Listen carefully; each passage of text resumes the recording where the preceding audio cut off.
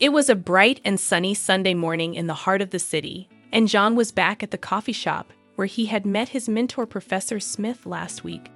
As he walked in, the aroma of freshly brewed coffee filled his nostrils, and he looked around, hoping to catch a glimpse of the wise professor. And there he was, sitting at a table in the corner, sipping his coffee and reading a book.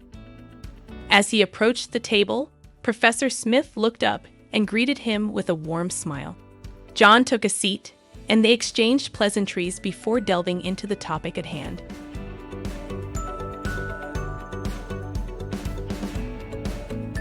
Good morning, Professor Smith. I was hoping I'd find you here today. Good morning, John. It's great to see you again. How have you been since we last spoke? I've been doing well, thank you. Your words on cultivating kindness, empathy, and compassion have been on my mind since our last meeting. That's wonderful to hear, John. I'm glad our conversation was impactful for you. I'd love to hear more about how you've been reflecting on those concepts. Well, your words about defining our values and understanding what is truly important in life have been particularly meaningful for me.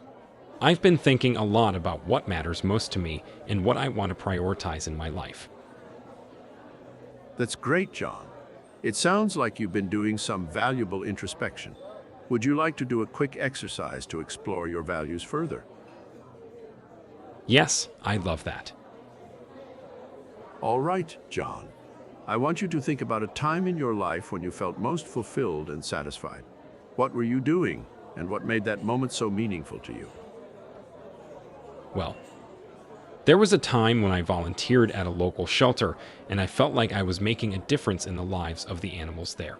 I remember feeling a sense of purpose and fulfillment, knowing that I was doing something good for others. That's great, John. Now think about the values that were present at that moment. What values were you honoring by volunteering at the shelter? I think I was honoring my values of compassion and kindness towards animals.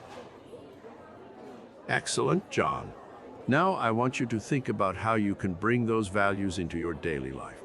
How can you honor your values of compassion and kindness in your work, your relationships, and your daily interactions with others? I think I can start by being more mindful of my actions and how they impact others. I can also seek out more opportunities to volunteer and give back to my community. That's a great start, John. Remember, defining our values and living our lives accordingly is a personal journey. It takes time and effort, but it's worth it in the end. Keep reflecting on what matters most to you, and don't be afraid to make changes or adjustments as needed. Thank you, Professor Smith. Your guidance has been invaluable. It's my pleasure, John. Remember, I'm always here if you need to talk or if you have any questions.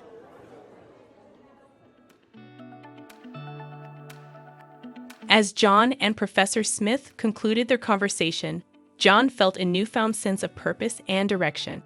The professor's words struck a chord within him, and he realized that he had been neglecting his values and priorities for too long.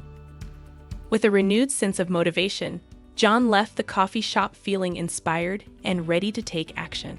He made a plan to set aside time each day to reflect on his values and prioritize what was truly important to him. He started a journal to organize his thoughts and identify his core values. As he walked down the street, John felt a sense of peace and contentment. He knew that there would still be challenges ahead, but he was ready to face them with a newfound sense of purpose and direction. And he knew that, with Professor Smith's guidance, he would continue to grow and thrive.